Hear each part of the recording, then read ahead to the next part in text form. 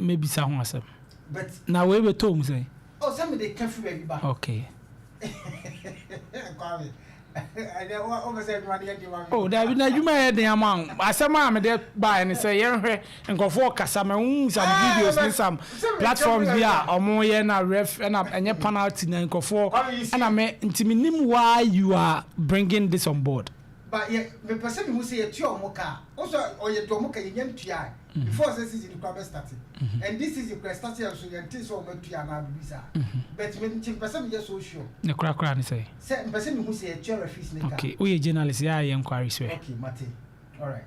So back to the penalty. But the best one I say, all when I mean opportunity when you play back now. And we see, football.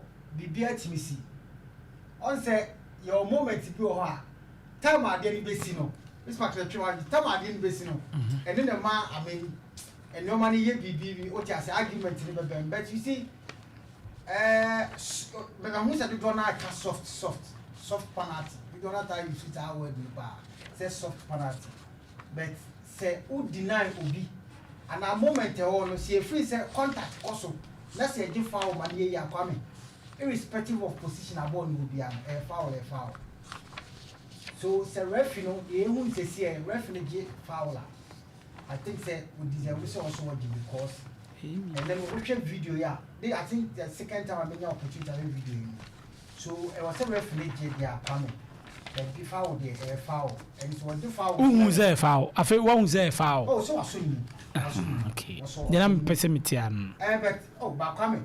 Oh yes, Obama, I mean, Francis Apia and Terminal. One here very true because Kwame.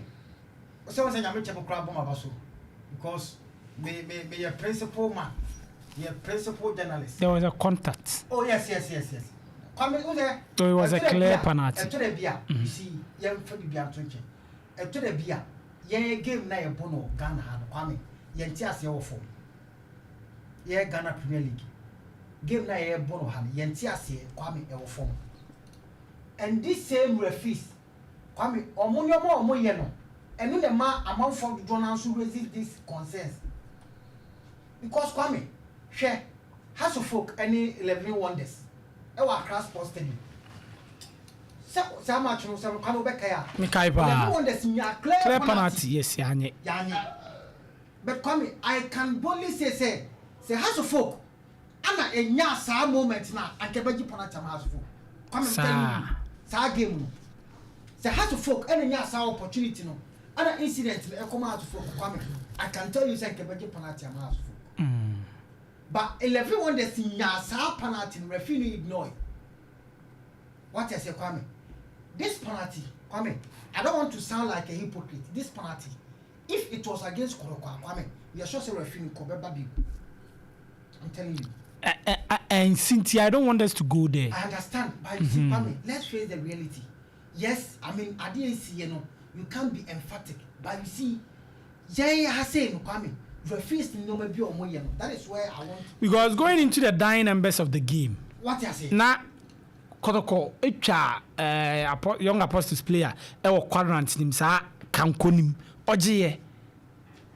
Incident na ko munya penalty a da bi un say me ka da bi o Messi I don't know munya penalty onye tell you won kase moment no it was dying embers of the game ba oje sa fa ora na yes incident penalty an ko beje yeah Ghana referees no ye ni say moment bi ba na komo we a they try to balance the game with kakra Kwame emma yen change dynamics no what I'm trying to say is say the ball now is a penalty because at least there was a contact. Yes. Yeah. Okay. A penalty. But when me say a referee no say be ever say ni ejima obia. At the same time say be come obia enje almost anje. Because a komasa raise a whole lot of concerns. Come. Some day has to folk the year for tomorrow. Because some moment come me say as folk nya ye be jam as folk. Yabajia mom. Ayana ye hasenu away sem no e borrow fees no do away especially away sem e borrow fees no do. Okay. It's a basa kwame say game no. Say no. I mean turn the camera. I think say they deserve some penalty because they maybe this year at least. And Ablo is smart. Ablo is smart. Mate. I mean guy say Hakim is what we need best player.